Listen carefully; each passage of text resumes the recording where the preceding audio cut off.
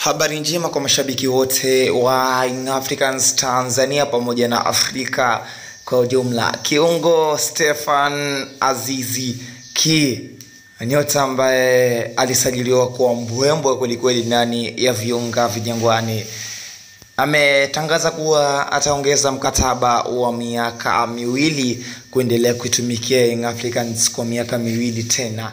Kiungo ambaye alisajiliwa na kiungo ambaye analipwa pesa nyingi ndani ya Yanga ameamua kuongeza mkataba ambao utamweka mpaka mwaka 2025.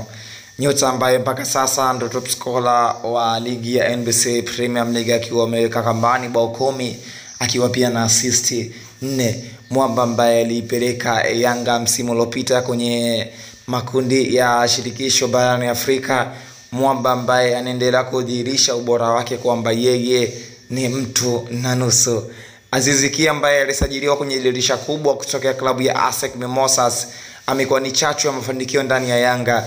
Amekuwa ni kama mtu ambaye Masia ambaye alikuja kuisaidia Yanga.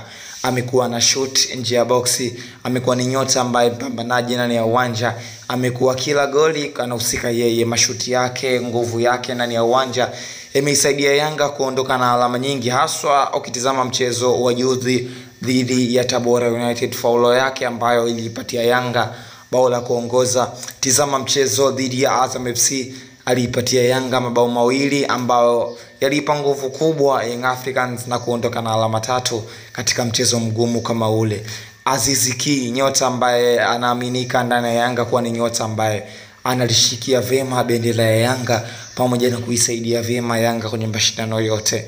Hii ni Meo Online TV, usahau kusubscribe na kutana na alama ya notification wa kwanza kupata taarifa zetu kupitia Meo Online TV. Subscribe, now like, now comment, share.